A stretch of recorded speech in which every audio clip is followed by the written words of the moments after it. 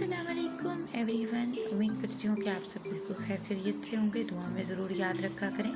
आज मैंने Eid makeup glam look आप लोगों से शेयर करनी है और इस तरीके की लुक मैंने क्रिएट की है। वीडियो पसंद आए तो लाइक करना बिल्कुल मत भूलिएगा और अगर न्यू है आप मेरे चैनल पे तो सब्सक्राइब कीजिएगा। क्या प्रोडक्ट्स मैंने यूज़ किए हैं सबके सब आपको डिस्क्रिप्शन बॉक्स में मिल जाएंगे। सबसे पहले मैं कंसील कर रही हूँ मिस रोज़ की फाउंडेशन आइवरी शेड लेकर मैंने कंसील किया है। आईब्रोज में ऑलरेडी बना चुकी हुई थी और उसके बाद किस रोज़ की पैलेट में से मैंने हाइलाइटर शेड उठाया है। किस रोज़ की पैलेट में से मैंने डार्क ब्लू शेड जो है वो लिया है और उसको आउटर कॉर्नर से मैंने एक कर्व दे दिया है, विंग दे दिया है और उसको मैं साथ साथ ब्लेंड भी करती जा रही हूँ। इनर कॉर्नर से भी अच्छे तरीके से ब्लेंड करना है और आउटर कॉर्नर से भी अच्छे से ब्लेंड करना है। ब्लेंड करने के बाद मैंने स्काई ब्लू शेड लिया है और उसको जो ब्रो बोन एरिया है उससे थोड़ा सा नीचे मैंने लगाया था, फर्स्ट वाला लाइन जो क्रिएट किया था।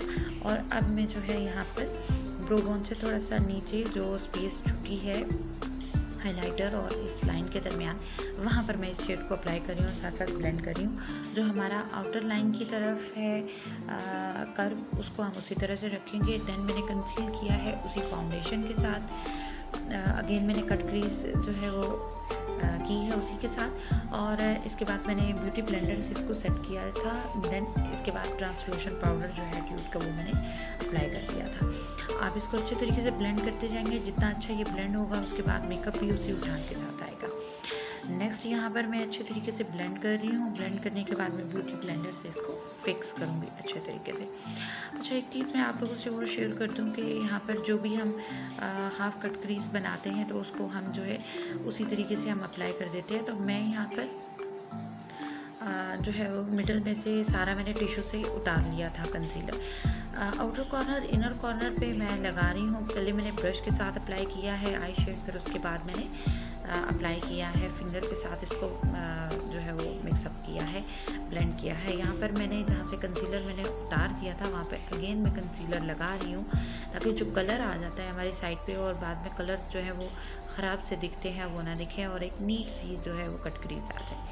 यहाँ पे अच्छे तरीके से हम इसको ब्लेंड कर देंगे। उसके बाद मैं ब्रश के साथ और फिंगर के साथ दोबारा जो हार्श लाइन बनेगी उसको मैं फिनिशिंग टच दूँगी फ्लफ़ी ब्रश के साथ। यहाँ पे मैंने सी ग्रीन शेड मिडल में अप्लाई कर लिया है कट क्रीज के ऊपर और मैं एक फ्लफ़ी ब्रश के साथ तमाम आई शेड्स को ब्लेंड कर रही हूँ। मिडल में मैंने जो है ग्लिटर्स अप्लाई किए थे जो कि आम मार्केट के ही हैं और यहाँ पर मैं आई लाइनर जो है मैं अप्लाई कर रही हूँ। एक्वा का केक आई लाइनर है और इस पर मैंने छोटा सा विंग क्रिएट किया था। आप अपनी मर्ज़ी का आई लाइनर अप्लाई कर सकते हैं।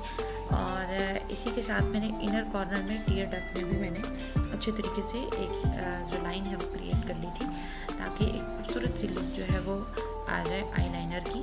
और यहाँ पर आप देख सकते हो कि किस तरीके से इसकी फिनिशिंग जो है वो जा रही है। अंडर आई एरिया के अंदर भी मैंने लाइनर हल्का सा लगा के फिर जो काजल पेंसिल है उसके साथ मैंने आइज़ के अंदर भी और बाहर भी काजल लगा के उसको स्मज किया है। और उसके बाद मैं आई शेड अप्लाई करूँगी। सबसे पहले मैंने डार्क ब्लू शेड लिया था, फिर उसके ऊपर मैंने सी ग्रीन शेड करके लेके उसको ब्लेंड किया है अच्छे तरीके से। और आउटर कॉर्नर पे मैंने लिया है रॉयल ब्लू शेड जो कि ऑलरेडी मैं आइज़ के ऊपर अप्लाई कर चुकी हूँ। ये फाइनल लुक है। उम्मीद करती हूँ कि आपको पसंद आई होगी। यहाँ पर मैं आई लैशेज़ अप्लाई कर रही हूँ। आई लैशेज़ अप्लाई करने के बाद मैंने मस्करा अप्लाई किया है मॉर्फी का डूब्स में और ये अप्लाई करने के बाद फाइनल टच ये है जनाब। तो वीडियो पसंद आए तो लाइक एंड शेयर करना बिल्कुल मत भूलिएगा और चैनल को सब्सक्राइब करना बिल्कुल मत भूलिएगा। मिलते हैं नई वीडियो में। रखिएगा अपना बहुत सारा ख्याल।